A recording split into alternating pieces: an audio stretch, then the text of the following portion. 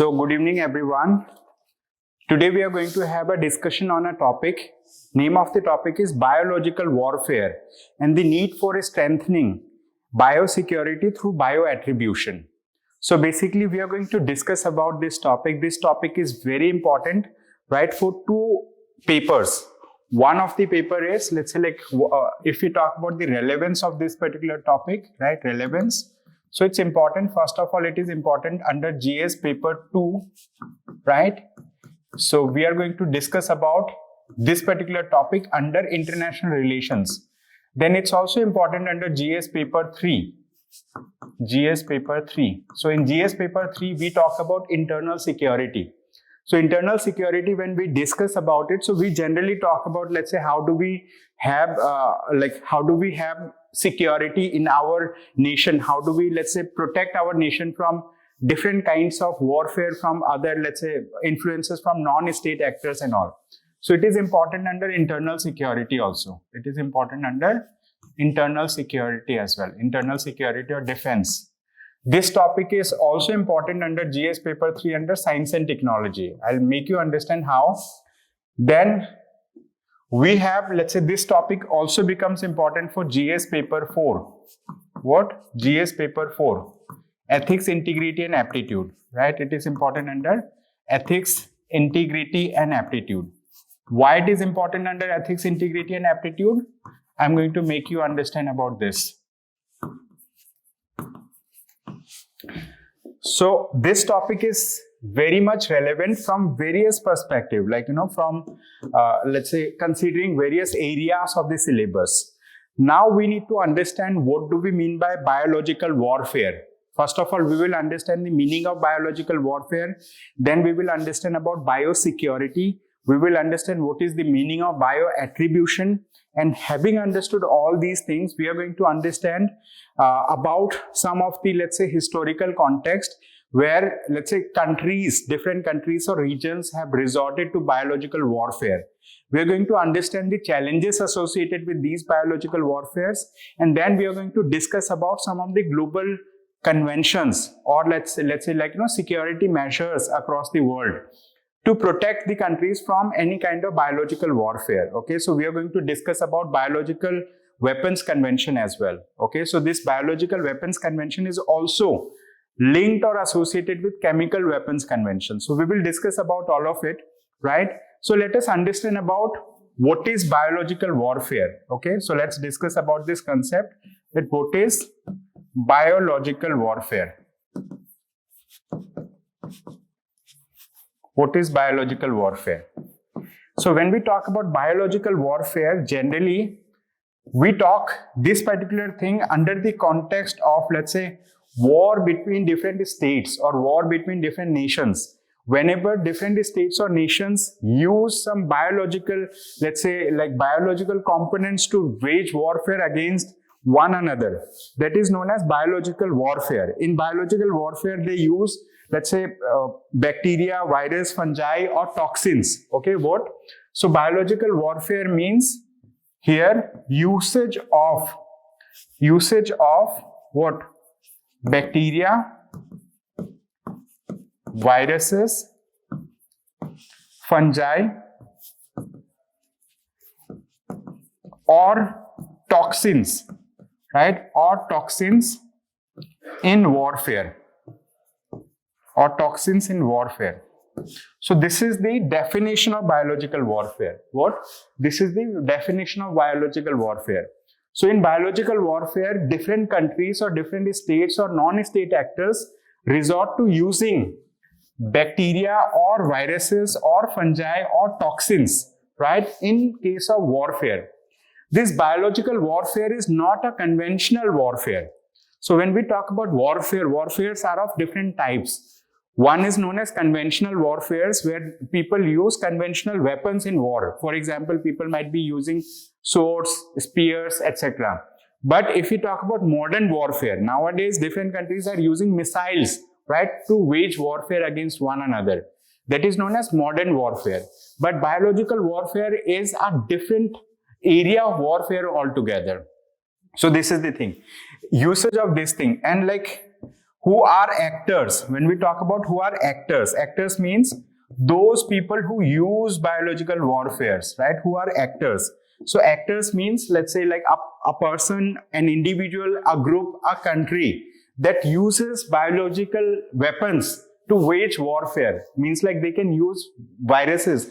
They can, let's say, release viruses. You might have seen some movies also.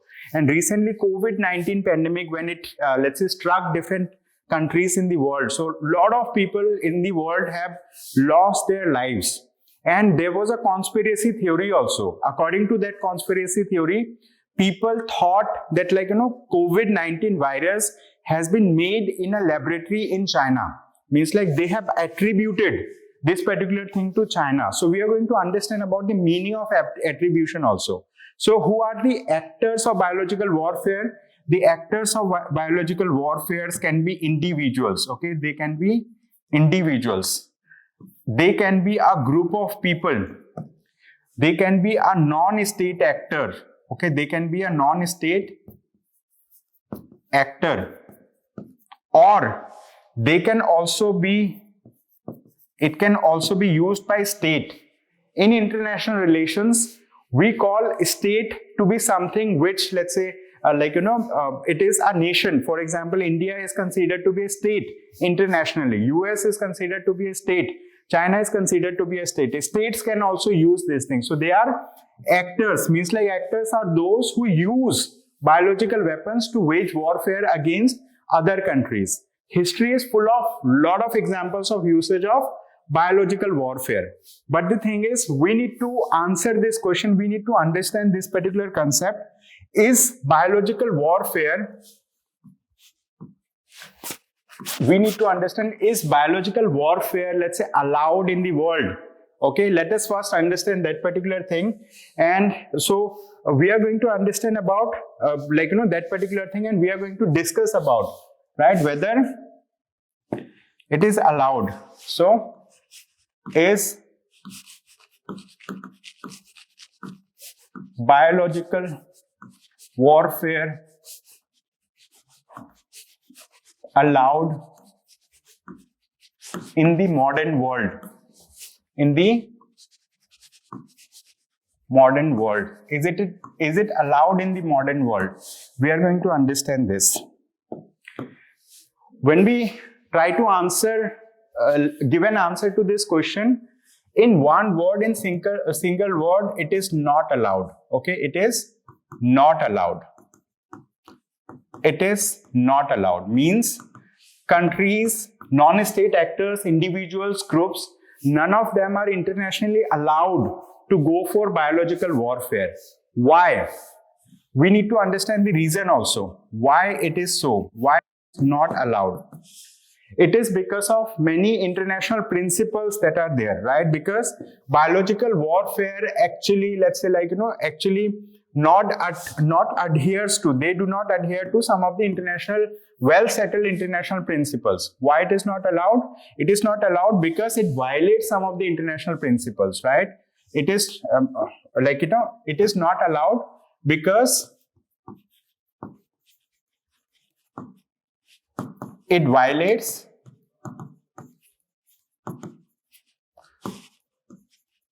well-established, okay, it violates well-established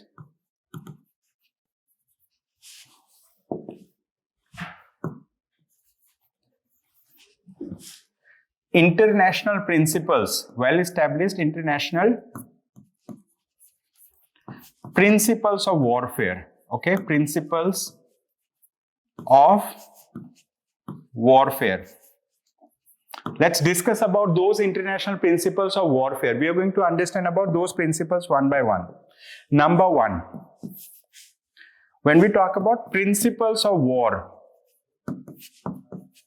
principles of warfare, when we discuss about it, what are the principles that govern the warfare between different countries, different nations now? So the thing is, when we try to understand those principles, we will be able to understand that, warfare has been waged by different countries across the world. There have been times when, let's say, these modern nations were not there. There was no concept of sovereignty, right? So at that point of time also people were fighting with one another, but they were fighting with one another having some principles. So we will talk about that thing also. There is a person, his name is Shunju. So he is, let's say, one of the greatest army general of all time, right? He used to be an army general in China, and he has written something which was later converted into a book that is known as The Art of War, right? It is known as The Art of War. Apart from this, in modern times, nowadays we have, let's say, we come across different books on warfare, strategies of warfare. So there is a book written by Robert Greene. He has written 33 strategies of war, right? We will discuss about those principles, etc. But like, we need to understand what are the international principles that talk about warfare. One of the international principle of the warfare is that, like, no use. It says no usage of. It says no usage of. No usage of indiscriminate weapons. Indiscriminate weapons. So let's understand this thing. Whatever weapons different states use, let's consider this is a state, this is a state 1, this is a state 2.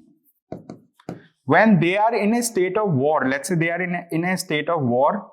So in a state of war, there are some guided principles that they use. They will not be using those weapons that are indiscriminate. In the sense, if they are in a warfare, so the thing is, army of one country will be waging war against the army of the other country, right? So the thing is, war will happen between the armies. If one army puts down their weapon, they will be considered to be defeated. The other, let's say, who have defeated the other army, so they will be considered the winners. So generally, it is a warfare between the armies. And under international principle, it says like one cannot use indiscriminate weapons. What do we mean by indiscriminate weapons? Indiscriminate weapons are those that cannot discriminate between civilians and army personals. Means, for example, let's say I have a gun, or maybe I may be having an artillery, I may be having a machine gun, I may be having, let's say, a tank. So all of these weapons have one thing in common.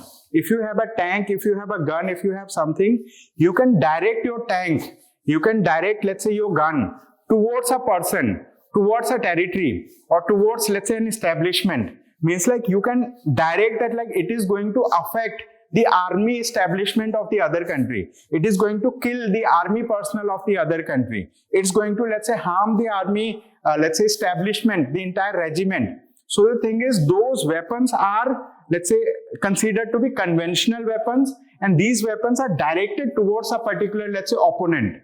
But the thing is, it is always considered under international war, in case of warfare, that like, this country and this country, they will not be harming the civilians of the other country. They try to reduce the casualty, right? Because there are many international laws, many international principles, and those international laws and principles hold this particular thing clearly, that any kind of weapon that you are going to use in a state of warfare, those weapons must be directed. Means like those weapons should be able to discriminate between an army personnel and a civilian. Okay, so this is the thing. So international principles say that no usage of indiscriminate weapons should be allowed. This is one of the international principles. Apart from this, if we talk about other international principle that says that, like, you should be having an army objective clear. Means like, there should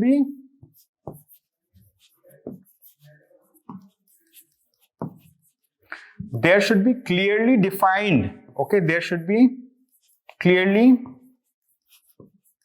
defined, let's say, like, objective of warfare. There should be clearly defined objective of warfare. For example, I'll give you some examples. Recent context. What happened on Israel? Hamas has conducted an attack. So Hamas is considered to be a terror group. But the thing is, if we talk about in Gaza Strip, right, where Palestinians live, these Palestinian people have, let's say, voted to power the Hamas group. So Hamas group is a political authority in Gaza Strip, and they are a little bit extremist also. So that's why they have done an attack on Israel on 7th of October. They have done this attack on 7th of October exactly after 50 years of war that has happened in 1973. In 1973, there was a warfare between Israel and Palestine. So on the eve of 50th of anniversary, so they have launched an attack on Israel. But what Israelis are doing, they are retaliating this. And Israeli, let's say military has an objective that they want to completely uproot or they want to eliminate the Hamas group. So this is their army objective. But the thing is, the army how they are achieving those objectives? They are sending their soldiers. The soldiers are actually fighting inside the territory of Gaza. But the thing is, internationally, why people are criticizing Israel?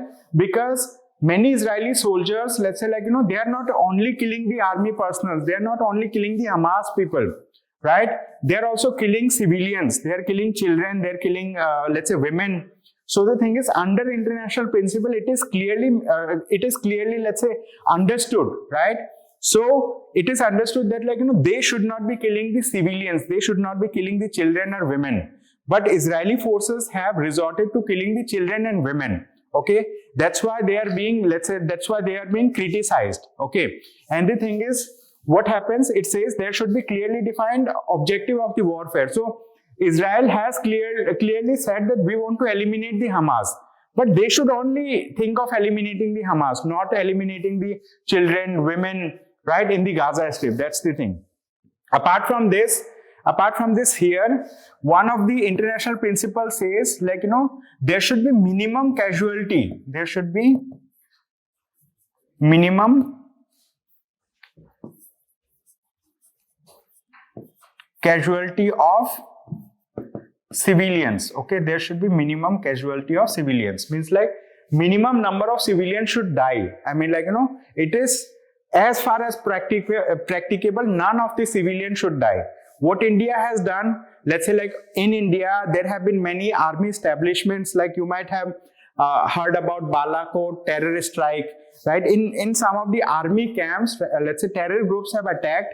They have, let's say, killed many army personals. What India has done, India did not wage a war against Pakistan. Means Pakistan is a big country. There in Pakistan, huge number of civilians are also there. But the thing is, government of India has decided to conduct a surgical operation. What surgical strike? What surgical strike was meant for? Surgical strike means you need to identify where the problem lies, where the terrorists are hiding. You just directly go and eliminate those terrorists. You don't go and, let's say, kill the civilians who might be, let's say, sleeping at home or maybe roaming around in the market. That's the thing, okay?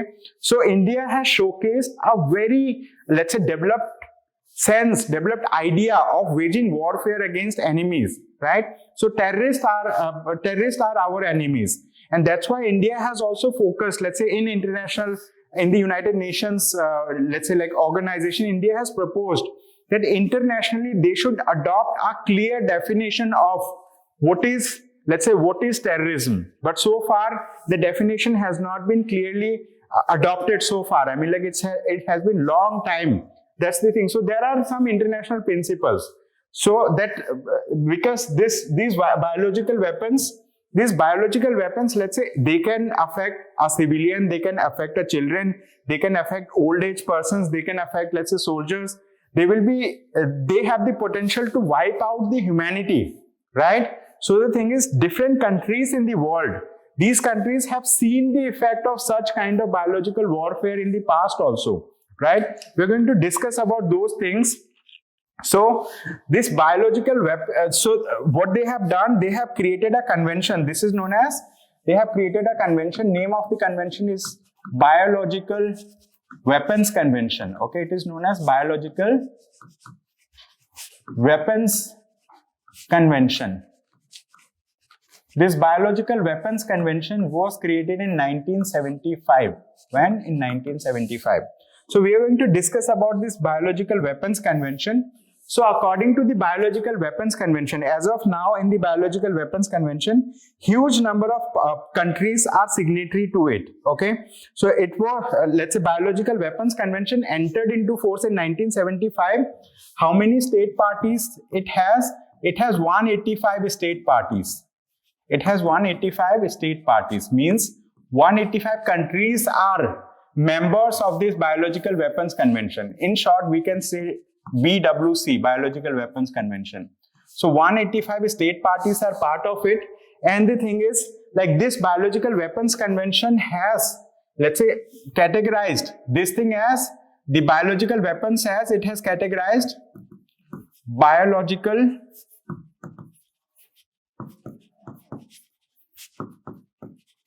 weapons as weapons of mass destruction. What? They have categorized it as weapons of mass destruction.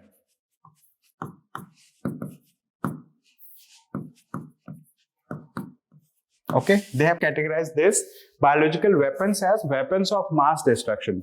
Since it was categorized as weapons of mass destruction, so under this Biological Weapons Convention, what they have done, right? What they have done, they have basically, let's say, prohibited the development, production, acquisition of biological as well as toxic weapons. Okay, so like it is totally prohibited. What? It is totally prohibited. Like what activities are prohibited? Prohibited are, let's say, development of biological weapons is completely prohibited, right? Apart from this, production, right? Development means doing research and development, R&D is prohibited, right? Production is also prohibited. Production is prohibited. Apart from this, let's say it's a storage is prohibited. Its transfer is prohibited, right? Its transfer is prohibited. All of these activities are totally prohibited under the Biological Weapons Convention. Biological weapons as well as chemical weapons are totally prohibited under this convention. So all these countries that are member, that are state parties of this thing, right? All these 185 state parties, they will make sure that they do not develop biological weapons, they do not produce in mass biological weapons, and at the same time, they do not store the Biological Weapons Convention. They should not transfer the biological weapons, right, to other states also. So complete ban is there, complete prohibition is there on biological weapons, right? So this Biological Weapons Convention prohibits this. And what these state parties do, the state parties regularly meet, okay? State parties, what? The state parties regularly meet, right, to ensure that the provisions of the Biological Weapons Convention are adhered to by the member countries, right? To ensure what? Biosafety or safety from biological weapons. That's the thing. So this is what is known as Biological Weapons Convention. Is this understood? Is this understood? We have understood what do we mean by biological warfare. We have understood what are the components, what are the ingredients, what are the things that they use while doing biological, let's say, warfare. And in case of biological warfare, basically, let's say, like, what happens, people do use these things, like, they actually, biological warfare is completely prohibited under international law. And they have come up with this Biological Weapons Convention. So the thing is, why it is prohibited? Why it is prohibited? Because like indiscriminate forces are not allowed. Means like those forces that cannot make a distinction, right, between different things. So they are prohibited. Those kind of weapons are prohibited. For example, you might have heard about Cluster Munition Convention. Cluster munition are kind of bombs. So let me give you some example.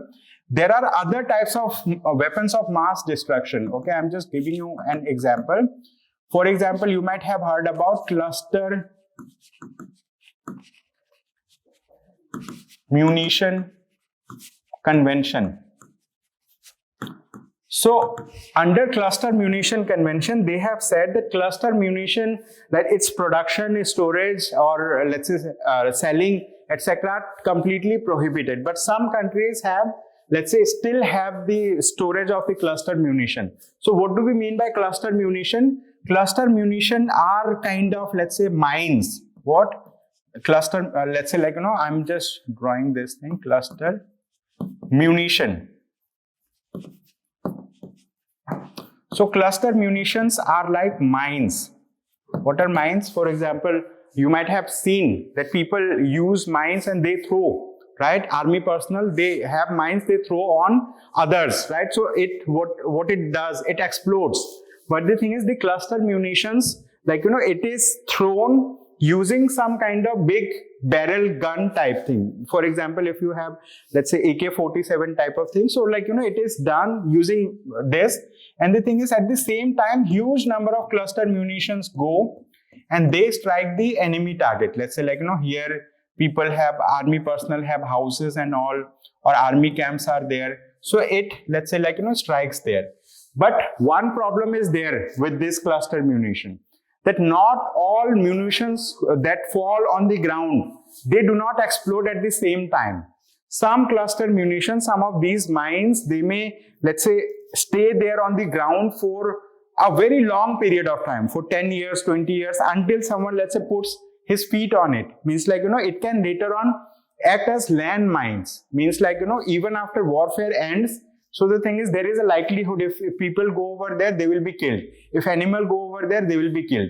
So that's why the cluster munition also, let's say like, do not discriminate, okay, between civilians and between, let's say, army personnel. So that's why cluster munitions are also completely prohibited, okay, they are also completely prohibited. So that's also another thing. Now let us understand about some of the history associated with biological warfare. We understood about biological warfare. Let's quickly understand which countries, which regions, right, resorted to biological warfare. So quickly we are going to understand about the history of biological warfare. History of biological warfare. We are going to quickly understand about it. There are many countries that have resorted to usage of biological warfare. So the thing is, in World War I, okay, in World War I, right? So German have used biological weapons. It is known as German sabotage operations, okay? German sabotage operations. What they have done, what Germany has done, basically Germany has resorted to using some kind of highly infectious disease. These diseases are known as glanders. What they have used? They have used glanders. What are glanders? They are highly infectious diseases, okay, glanders. They have released glanders, and these glanders could sabotage horses, cattle bound for allied forces, okay. So these glanders could, what? They could sabotage horses, okay. They could sabotage horses that were being used, right? Horses and cattle that were being used by the allied forces. That's the thing. So this is one such example of usage of biological warfare.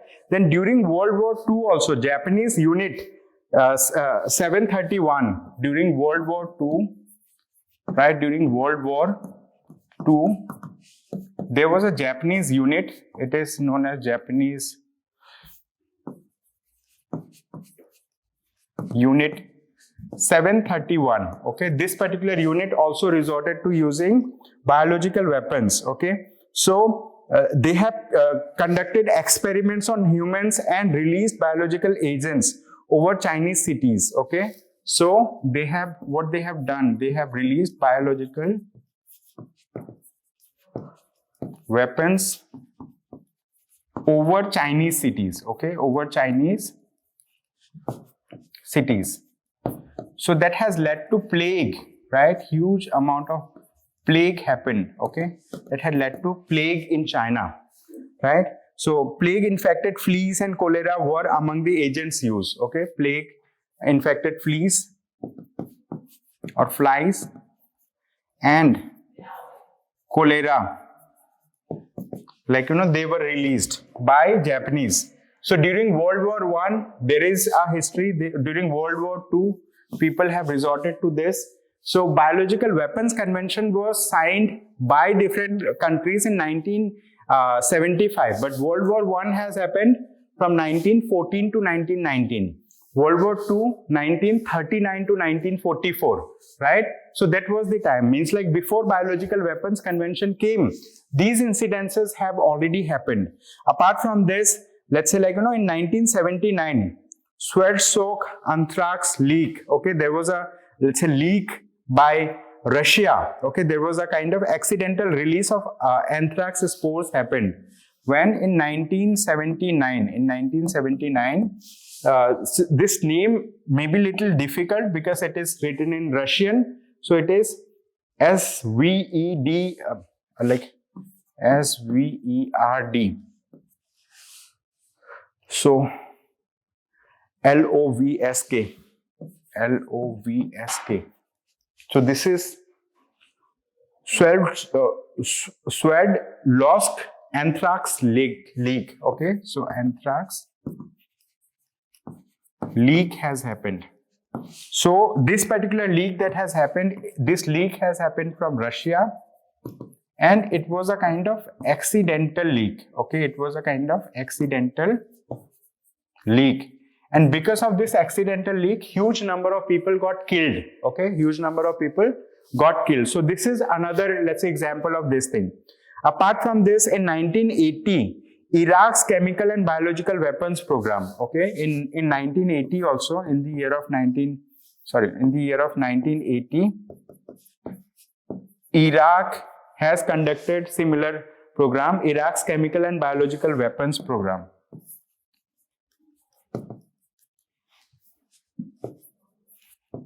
Chemical and biological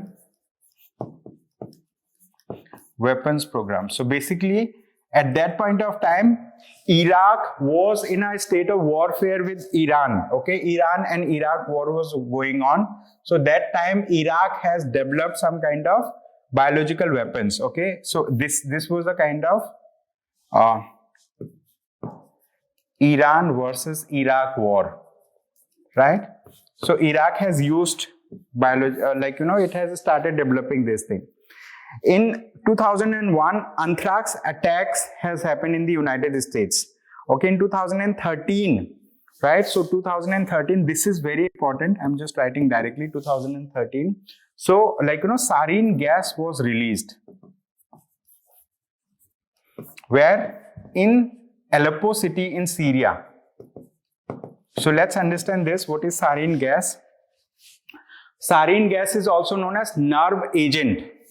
This is a kind of gas, the moment you inhale, even a very small portion of sarin gas, it's going to react with the oxygen that is there in your body, right? It's going to react. It reacts 300 times faster than the reaction that happens inside our lungs. Means what happens, if you inhale, when we do inhale, exhale, when we breathe, what happens? During breathing, actually, we take up oxygen. That oxygen, let's say, is soaked by our lungs, and it is transferred to, let's say, through hemoglobin to our body, and carbon dioxide, actually, we release it. But once you inhale sarin gas, it's going to react with all the oxygen that is there in your body, right, inside your, let's say, body. So the rate of reaction is 300 times faster than the normal rate, and within minutes, you will feel suffocation, and because of suffocation, you may die. Okay, you may die, you will 100% die because of sarin gas. So the thing is, sarin gas was released in Syria, and related to this sarin gas, long back in 2016, I had written a paper, right? The scores of chemical weapons, like that. Okay, so that paper is still available with me. So that's the thing. So this is, let's say, sarin gas was released in Syria. Okay, in Syria, some kind of warfare was happening. So these are some of the examples. These are histories of, let's say, war. This is the thing. Now let us understand about this particular thing, what biosecurity and its components. Let's understand about biosecurity, right? We are going to understand about biosecurity and then we will understand about bio-attribution. What do we mean by biosecurity? Biosecurity means protecting your country, protecting your people, right, from any kind of biological attack, from any kind of biological warfare. That is biosecurity, okay? It simply means biosecurity refers to measures and practices implemented to safeguard against the introduction, spread, and impact of biological agents that could pose a threat to human, animal, or plant health, as well as to the environment. Means like, taking all those possible measures so that the biological weapons cannot be introduced in your country, cannot be introduced in your region, so that it cannot affect, right? So that it does not affect the, so here, if we talk about biosecurity, it means protecting, right? Protecting your, let's say, region, comma, people, comma, animals, comma, environment from any introduction of biological weapons,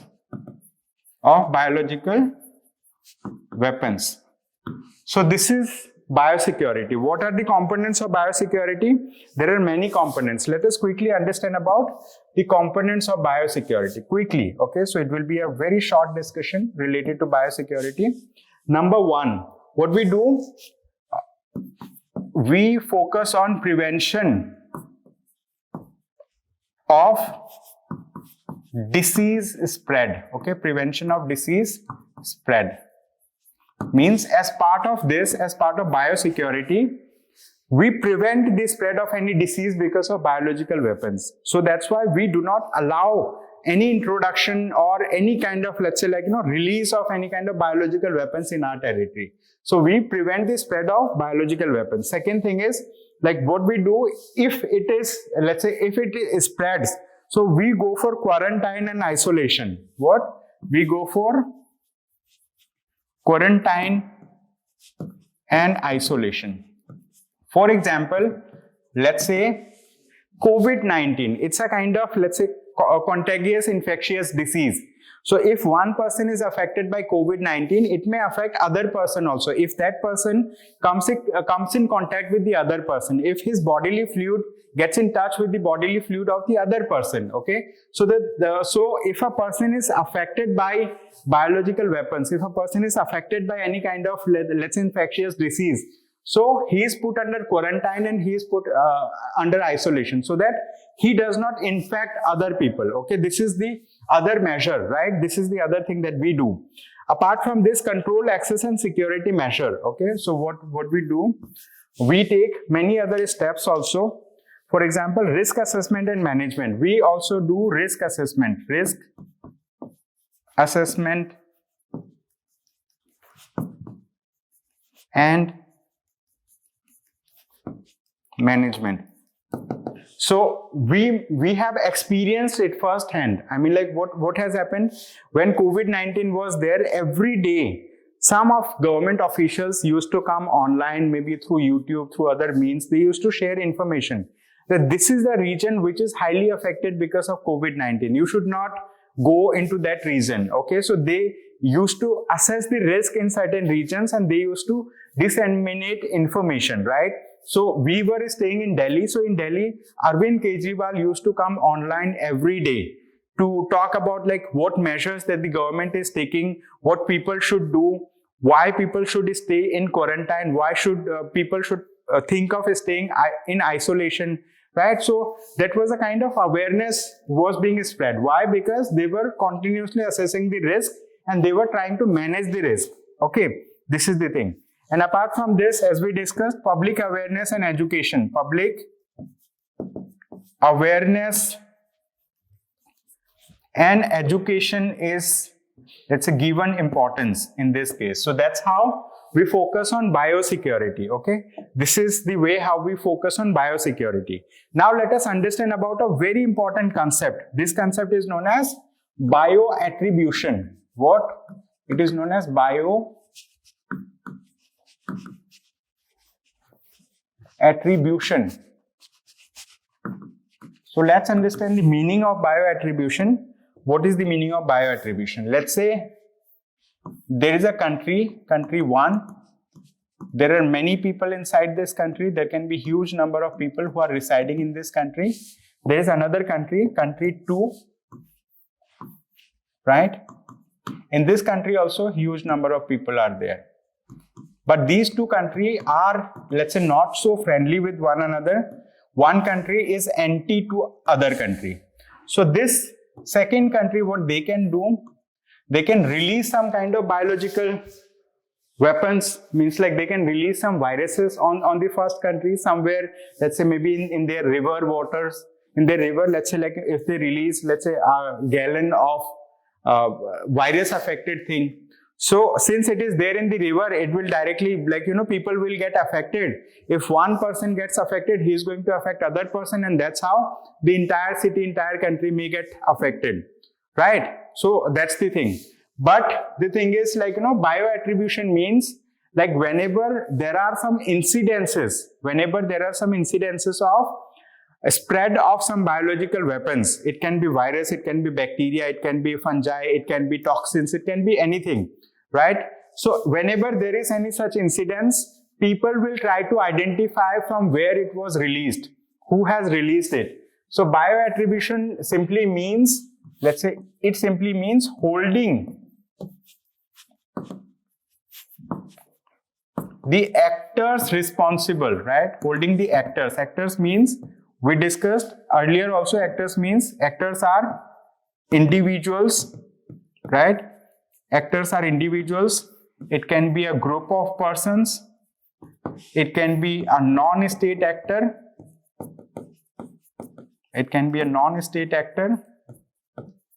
And it can be a state also. For example, if we talk about Houthi people, they are in news nowadays because they started attacking on ships, cargo ships or maritime vessels that were passing through Red Sea. So Houthi, I mean, like, they are not the government. They do not hold the post in government in in Yemen. But the thing is, they are considered to be a group of people, so they are non-state actors. So the thing is, when we talk about holding the actors responsible, right? Actors responsible for their, let's say, for their action of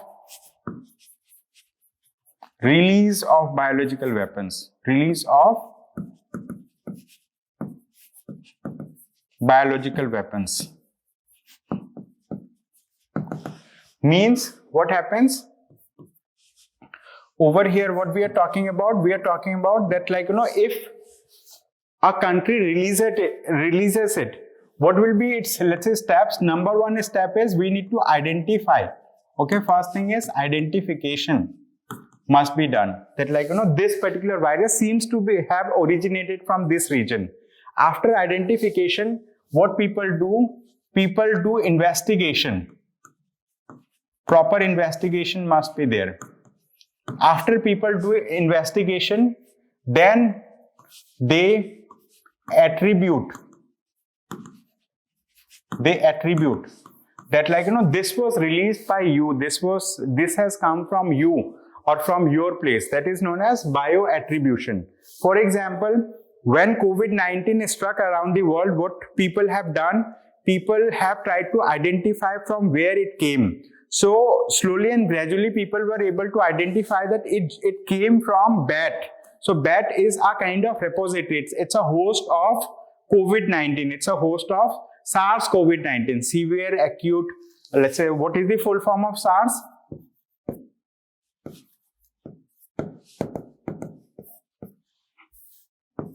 Severe acute respiratory syndrome. Okay, severe acute respiratory syndrome. So SARS-CoV-19 virus, it was identified that it came from bat as host. But the thing is, there were conspiracy theories also. People were trying to identify whether a non-state actor, whether a group or an individual or a country is responsible for it. Later on, people have said that it is possible that this particular virus may have got leaked from one of the laboratory of China, right? So in Wuhan, they had a laboratory, and in that laboratory, basically they were working on COVID-19. And the thing is, like, it was reported earlier, before the widespread of it, it was reported that some people in Wuhan, they started, let's say, falling ill. Some people have died also. But at that point of time, widespread awareness was not there. Since widespread awareness was not there, proper thing was not done. And the thing is, like, its spread could not be stopped. This is the thing. So the thing is, like, so far China has neglected that, like, it was not released from the laboratory, any laboratory of China. But the thing is, other countries, they have come up with investigation papers, and also, like, they are trying to attribute this thing to China. This is the thing. And now what China has done, in China again similar thing has arisen, and China has adopted a policy which is, let's say, zero COVID policy. Means any person who is, let's say, suspected to have any, got affected by any infection, so he will be mandatorily isolated. He will be mandatorily quarantined. Okay. So that's the thing. And they have imposed strict measures that, like, from that region, people will not go outside, and from outside, people will not go in that region. So travel curb, or let's say some kind of limitation on the travel, was imposed by China. So this is known as bio-attribution. Okay, this is known as bio-attribution. So now let us quickly understand about key aspects of bio-attribution. Okay, we are going to understand about some key aspects related to bio-attribution. Key aspects of bio-attribution, right? What are the key aspects of bio-attribution? Number one, okay, we are going to discuss about the key aspects quickly. One of the thing is, people go for forensic analysis. Okay, forensic analysis. Forensic analysis means, you might, like, I'll give you an example. You might have heard about Dr. Salunke. So in CID, what he does, he basically is a forensic scientist, right? He does forensic analysis. In his laboratory, people are trying to identify, let's say, what caused a disease, or let's say what killed a person. And so they try to figure out those things. Okay, that is known as forensic analysis. So people first go for forensic analysis, and then they go for investigation of biological incidents. Okay, they go for investigation of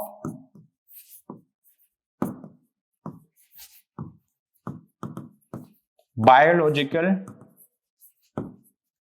incidents. Okay, investigation of biological incidents. Number three, what they do, distinguishing natural from intentional outbreaks. Okay, what they do, distinguishing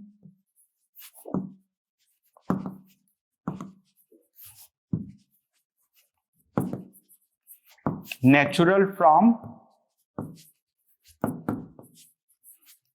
intentional outbreak. Okay, natural from intentional outbreaks. So now let us understand this thing. What do we mean by natural outbreaks? There can be, let's say, situations, there can be things that naturally it gets spread, right? Maybe like from bat, it naturally came out and it started affecting people. For example, Nipah virus. Nipah virus was in news, is in news because, like, some people in Kerala, they got affected because of Nipah virus. And today or yesterday, let's say, like, it was in news that a new variant of COVID-19, let's say, like, was seen in India, not only in India, and elsewhere also. So that's the thing. So distinguishing natural from intentional outbreaks, people do this thing. Supporting legal and policy actions, national and global security, ethical use of biological innovation. This is a very important part. So this, I mean, like, key aspect is they focus on ethical use of biological innovation. Okay, ethical use of biological innovation. People focus on this, right? This is the thing. Means, like, there can be biological innovation for good purposes, for bad purposes. So good purposes are promoted, bad purposes are, let's say, like, not allowed to happen. For preventing and deterring biological threats. Okay, different countries resort to preventing and deterring biological threats. Okay, This is preventing and deterring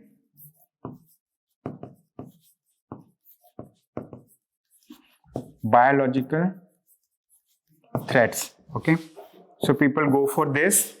Apart from this, people go for international collaboration. Okay, international collaboration is also adopted.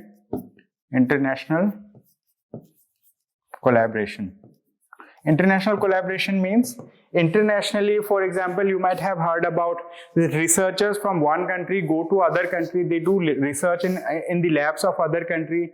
So it's a kind of institutional collaboration that happens. Similarly, different countries also collaborate, right, among themselves to, let's say, develop some good things, to, let's say, develop some solutions for some of the bad things. This is the thing.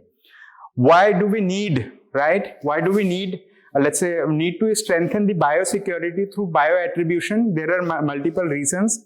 Like, it helps us to deter and put accountability on the persons. Deter means, like, you develop your capacity so much that nobody thinks of attacking on you. So deterrence is a very important thing. Okay, deterrence and accountability. Then response and migration, lot of things are there. Okay, so if you talk about India, right, if you talk about India, so is India a member of this Biological Weapons Convention? What we discussed initially, we discussed about Biological Weapons Convention, right? So India has ratified. Okay, so now let us write about this. So India is a signatory. Okay, is a signatory, as well as, okay, India is a signatory of Biological Weapons Convention. Then India has also ratified it. India has also ratified it. Okay, India is a signatory. India has signed it. India has ratified also. So this is an important thing, that Biological Weapons Convention, India is a signatory to it and India has ratified it also. That's the thing. So with this, now let us understand about what is the current landscape in India, how we are tackling the biological threat or biological weapons in India, right? So India's readiness to deal with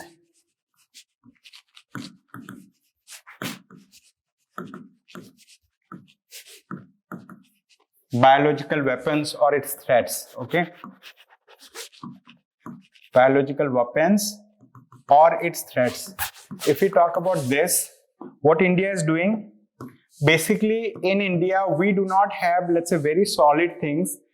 At this point of time in India we have sectoral laws. What? We have sectoral laws. What do we mean by sectoral laws? Over here, let's say, like in India, we have the, let's say, like, Disaster Management Authority, National Disaster Management Authority. Then apart from National Disaster Management Authority, we do have, let's say, like, apart from National Disaster Management Authority, we do have certain other laws, but these laws are segmented form. They are in segmented form from one another. They are not coherent to deal with the biological weapons. That's the thing. Okay. Then second aspect is that we need to focus on is, let's say, institutional fragmentation is also there. Okay, institutional. So laws are, let's say, segregated, and then institutional fragmentation is also there. Institutional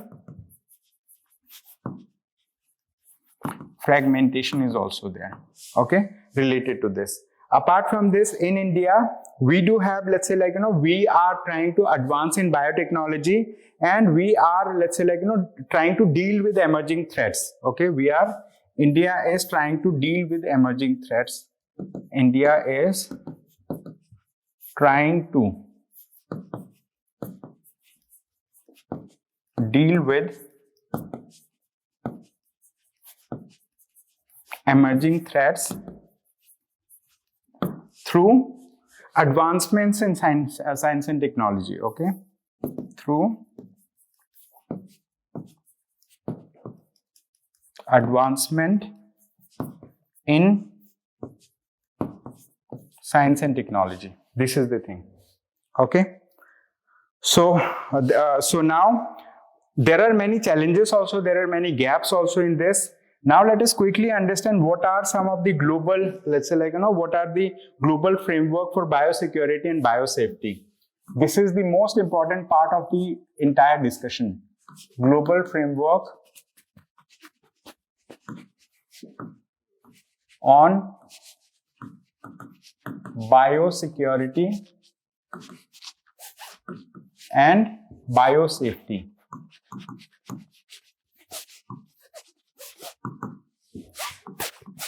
Let's discuss about it.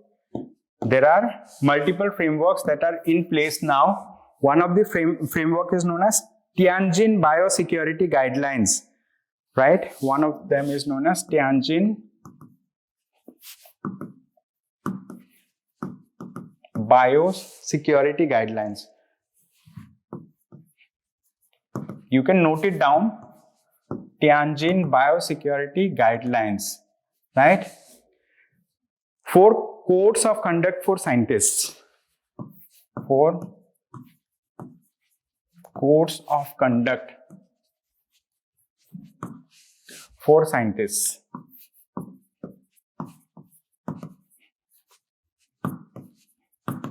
This is in place. Now when we talk about this, Tianjin, this particular thing is guideline offer 10 principles and standards for practicing responsible science and improving biosecurity at national and institutional levels.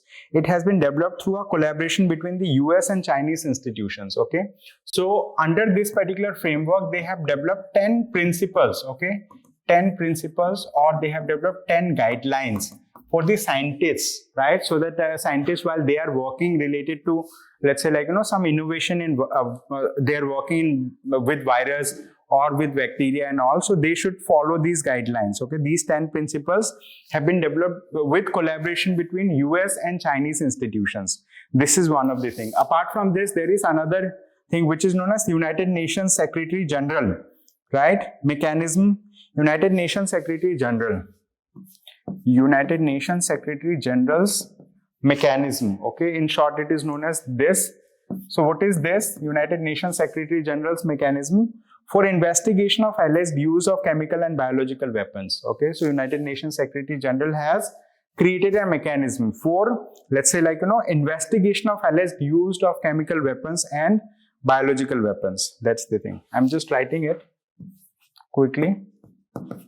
There are only 3 such things, right? United Nations Secretary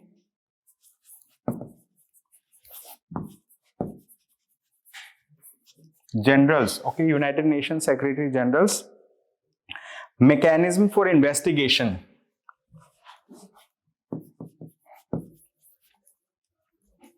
Mechanism for investigation, right? Mechanism for investigation of alleged use of chemical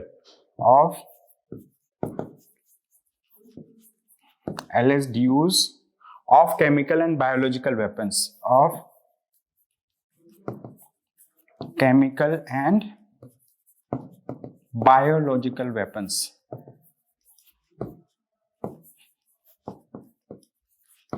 Okay, so United Nations Secretary General has created a mechanism for investigation, right? For investigation of alleged use of chemical weapons and biological weapons.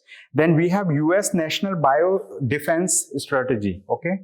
United States National Bio-Defense Strategy, National Bio-Defense Strategy.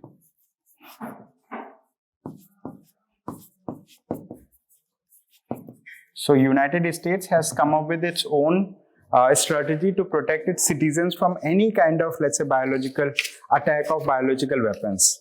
So what should be the way forward? What should people do related to this? So we need to have advanced technical tools, advanced analytical tools to identify whether there are any biological, let's say threat or attack of biological threat. People need to standardize what? Bio-attribution methods. Bio-attribution means holding people responsible, and for holding people responsible, let's say the methods that are being followed, they are not standardized, they are not, let's say, coherent with each other, with one another. That's the thing. So people should be trained, they should be educated. For example, scientists, researchers, they should be educated, trained, so that they do not indulge in creation of any kind of biological weapons. The national legislation will work, like every country should come up with their own legislation. Apart from this, like people need to engage with the industry, and public outreach is also important. So these are the things that can be done related to, let's say, protect your country, protect your region, protect your citizens from any kind of imminent threat of biological weapons. Okay. So at the end of this booklet, we have given 2 questions. For practice, you need to try to answer these questions. And not only this, we have also included a prelims previous year question related to this. It is known as Wassenaar arrangement. So Wassenaar arrangement, Australia group, these are also related to some kind of, let's say, weapons of mass destruction. Okay, so these are weapon related convention, right? So you need to try to solve these questions, and that will be all from my side for the day. So any questions for me?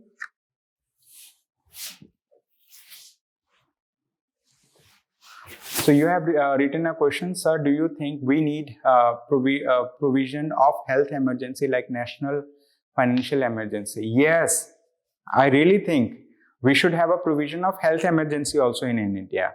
Like we do have provision of, let's say, like, president's rule, financial emergency, although like, never financial emergency has happened in India, but there should be a provision of health emergency also. This is a very good thing, I think, like, it's a good suggestion. Okay, so I'm really sorry. So it was a very important call, right? From one of the institution, head of the institution, not from lukmaanias, but like, they are our partners in academics. So now it is Current Affairs magazine, so that rules and roles will be clearer. Yeah, Prajwal, whatever you have written, that's right. Okay, and Prajwal, one more thing, basically, you needed some booklet. Actually, I have interacted with a student, right, related to this history part, right? So that she is going to share it with me by, I think, tomorrow or day after tomorrow. The moment I get it, I'll get it, let's say, photocopied, and like, share your address. We will get it posted also. All right. And Harsha, what you can do is like you can, so which magazines like you have explored so far? Harsha, which magazine did you see so far? Yeah. So, okay. This one is not good, I would say, because like they just try to compile the information, but compilation does not mean that it is of good quality. Okay. Although many students follow it, but I won't recommend that one. Any other that you have, let's say, like explored?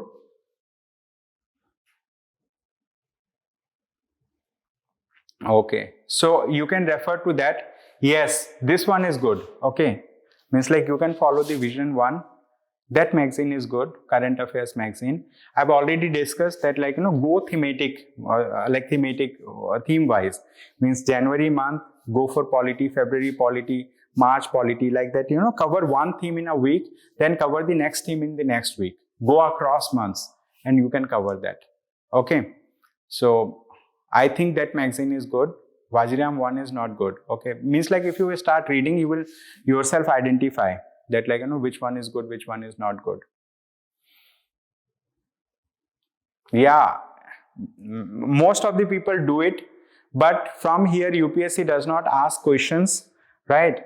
Why UPSC does not ask questions? Because they know like this is the most followed thing. So that's why I recommended to read read newspaper every day. If you read newspaper, you will know what is there in news, and then use that magazine to revise and to cover those areas that you have not covered through current affairs, through newspapers. That will be the thing. So yeah, but like, you can use it for revision purposes. I told you, just use it for revision purposes, not consider it to be your source of preparation. Okay, source of preparation should be newspaper. Read from newspaper every day. Either you read it or attend discussion of the newspaper, right, of any institution. In our institution in Lukmaan IS, I do the Hindu newspaper analysis. If you like it, so you can start following it. If you don't like it, you can start following of some other institution, whichever you like it. Okay, this is the thing. Should we go with Lukmaan, your personal view? I think in Lukmaan IS, let's say like the magazines that I created, they are really good. And instead of focusing on the current affair magazine separately, the editorial discussion that you are attending, basically like, each and every topic that we are covering, they are so good topic for the mains perspective, and also it covers many aspects of prelims exam also. And nowadays in prelims exam, they are not asking very factual question. I mean, like those questions that need only factual thing. They are asking analytical question, means a person who has read well the topics, who has understood the concepts well, that person is going to be able to solve those questions. Okay, so that will be better, right? So focus, the preparation should be means oriented. Current affairs preparation should be means oriented. You should understand the subject thoroughly. Fundamental, or what we say, static concepts should be clear, and whatever is in news, you try to read them. Okay, means like, just follow one or two source. One source is editorial discussion that you are following. This is really, really good. Okay, editorial discussion, trust me, the booklets are so good. If you regularly read it, huge number of topics you're going to come across. Okay, and UPSC does not ask questions only from current affairs. They ask questions from everywhere. Okay, so ED for means and interview, but prelims is dizzy. Yeah, prelims, but like, prelims, they don't ask, let's say, factual questions. They ask questions that are analytic, right? And the preparation should be means oriented. And also related to mapping, in our Hindu analysis, what I am doing, every day in the beginning, I cover one topic of map. Today, I have covered the topic, I think, like, today, Iceland. Okay, we did mapping of Iceland. Yesterday or day before yesterday, we did mapping of Strait of Bab el Mandeb. Then we have done Gulf of Aden. We have done of Red Sea. We have done of Essequibo region. I mean, like mapping related thing has been covered through the Hindu analysis in the beginning. Beginning 5 to 10 minutes discussion covers that thing. Okay, I understand things are little bit, let's say, confusing related to that, but like, follow just one source, whichever you like, right? And follow in thematic basis, and then you can, let's say, cover it. And like anytime, if you need any help related to current affair, if you have read a topic you did not understand, you can discuss with me. Prajwal is asking, sir, can you start news analysis via Zoom also? There is a technical problem associated with that. Actually, like, using the camera when we are doing it, right? Either it can go through YouTube or it can go through Zoom. Okay, means like otherwise, like, the camera, this thing input gets conflicted. Both the things do not happen at the same time. Only one of them happens.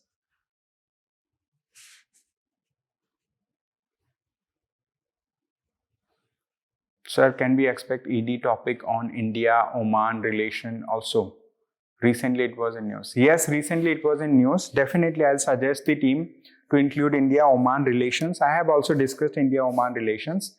Okay, so that's the thing. Yes, you can rely on Lukmaan monthly magazine, because if you talk about monthly magazine of Lukmaan IS, this is being overseen by Raghu sir.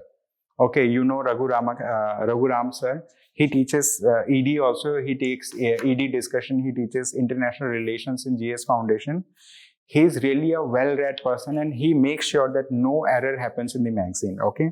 So like Raghu Ram sir actually, let's say, like oversees the entire magazine making, topic identification. He eliminates the errors. So you can rely on that part. So Harsha, you can rely on that part, because Raghu sir, we really trust on him, and he's a person who puts so much effort into the current affair magazines and all. He's not making, but like he's overseeing the team related to that. Okay, so that will be all for today. Thank you so much everyone for attending today's session. So we will have a discussion on our next ED class. All right. So thank you so much. Thank you.